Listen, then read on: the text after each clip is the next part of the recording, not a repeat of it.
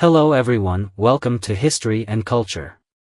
In the winter of 1915, in the Forbidden City, Yuan Shikai was busy thinking about how to solidify his dream of becoming emperor.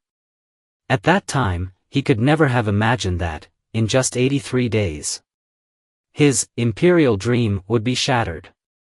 He also never anticipated that, after his downfall, the Yuan Big Head coins, which featured his portrait, would be minted in 750 million copies, becoming the hard currency of that era. These coins remained popular for decades and are still collected today. So, why was Yuan Shikai's reign so short-lived? What was it that allowed the Yuan Big Head coins to endure, becoming a witness to history? According to historical records, Yuan Shikai was far from an ordinary man. Born into a family of officials, his great-uncle Yuan Jia-san had reached the rank of governor of the Grand Canal. Yuan Shikai was exceptionally intelligent from a young age, and during his youth, he began to make a name for himself in the military. He was adept at observing the political situation, particularly skilled at seizing opportunities during political turmoil, quickly amassing significant power. From the late Qing dynasty to the early Republic of China, he gradually gained the upper hand in politics. When the Qing government collapsed, Yuan Shikai cleverly aligned himself with the revolutionary forces, contributing to the abdication of the Qing emperor, thus rising to the peak of power in the newly formed Republic of China and becoming the first president of the republic. However, Yuan Shikai's ambitions went far beyond the presidency. For him, controlling the nation was only the first step. His true goal was to possess supreme imperial power. His restoration of the monarchy plan actually began to take shape in the third year after he took power. At that time, China had just experienced the Xinhai Revolution and, on the surface, entered the Republican era, but the country remained unstable. Regional warlords held power, the North and South were at odds, the authority of the central government was weak, and the national finances were on the brink of collapse.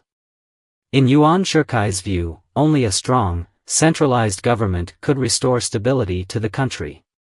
And he believed he was the only one capable of taking on such a role. Thus, he began to secretly make plans. On one hand, he sought to win over his allies and secretly orchestrated petitions from local officials demanding that he become emperor. On the other hand, he instructed senior government officials to form a preparation committee that openly supported the restoration of the monarchy.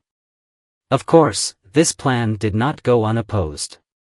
On the political front, democratic forces, such as those led by Liang Qichao and Cai, strongly opposed him, believing that Yuan Shikai's actions betrayed the results of the Xinhai Revolution.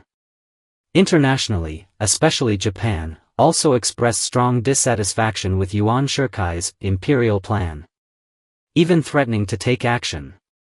Despite this, Yuan Shikai stubbornly believed that he could quell all opposition. He ordered the preparation of a coronation ceremony nationwide and even meticulously designed a new emperor's attire, following the traditional imperial customs. He also decided on a new era name, Hongxian. However, reality dealt him a heavy blow. In December 1915, when the news of Yuan Shikai's declaration as emperor was announced, the entire nation was shocked. Yunnan was the first to declare independence, and the National Protection Army, led by Cai, began to resist Yuan Shikai. Soon, other regions such as Sichuan, Guizhou, and Guangdong followed suit, initiating the large-scale National Protection War. Yuan Shikai initially believed that with the powerful army he commanded, suppressing the resistance would be a piece of cake. However, he greatly underestimated the power of public opinion.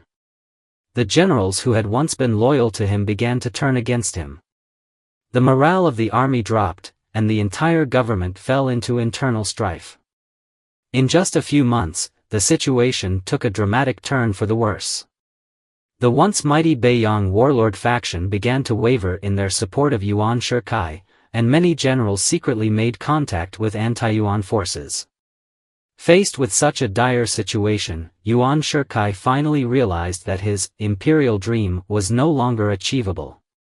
In March 1916, Yuan Shikai was forced to issue an imperial edict to abolish the monarchy and announce the restoration of the republic.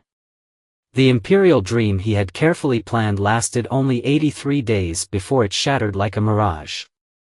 Just a few months later, due to extreme physical and mental exhaustion and repeated setbacks, Yuan Shikai fell ill and died in Beijing, leaving this world in a hurried departure. Although Yuan Shikai's imperial dream was shattered, the Yuan big head silver coins he left behind became one of the most influential currencies of the Republic of China period and circulated for decades. Even today, many people still collect these historical relics. According to relevant historians, Yuan Shikai, aiming to unify the silver currency, officially ordered the mint to design and mint a new coin in 1914. After several months of meticulous design, the new silver coin was finalized. The obverse of this silver coin features a side profile of Yuan Shikai's head. His expression is solemn and resolute. His hair meticulously combed, dressed in military uniform, symbolizing his strong power and rule. The reverse side of the coin is engraved with the image of millet ears, symbolizing the nation's prosperity. Once issued, the Yuan big head quickly became the mainstream currency in the market. Due to its high silver content and stable composition, the public widely accepted it and exchanged their old coins for it. This not only accelerated the unification of the currency but also provided a temporary relief for Yuan Shikai's government's finances. Coin factories across the country began to work at full capacity, and silver coins featuring Yuan Shikai's portrait flowed from the mints into the market. Unlike paper money, which can be devalued with changes in government, silver coins are made from precious metals and can continue to circulate in the market regardless of governmental changes. Because of this stability, the Yuan big head quickly replaced other currencies and became China's most important hard currency for several decades. According to experts, the minting standards for the Yuan big head silver coin were very strict. The silver content of each coin was over 80%, with the initial version reaching as high as 89%. These high standards ensured that the coin's value remained stable.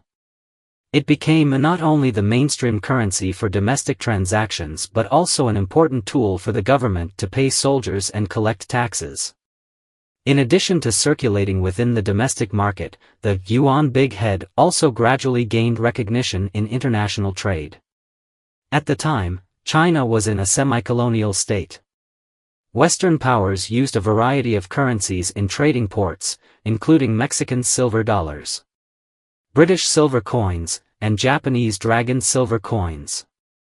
However, in the late 1910s, as the Yuan big head circulated widely, foreign merchants began to realize the advantages of this silver coin. Its stable composition and standard weight made it more reliable than many foreign currencies. As a result, merchants in Southeast Asia, Hong Kong, Macau, and even as far as Europe and America began accepting the Yuan big head as a form of payment. The Yuan big head gradually withdrew from the market in the 1950s. During its circulation, 750 million coins were minted, and it circulated in China for nearly 40 years, becoming one of the most influential silver coins in modern history.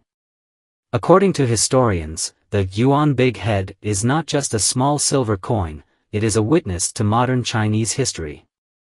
It experienced significant events such as Yuan Shikai's imperial ambition, the rule of the Beiyang government, and the warlord chaos, and it witnessed China's monetary reforms. This silver coin carried the memory of an era and symbolized China's transition from a feudal dynasty to a modern nation. This is the History and Culture channel. Liking and subscribing are the greatest help and support to us. Thank you everyone and see you in the next time.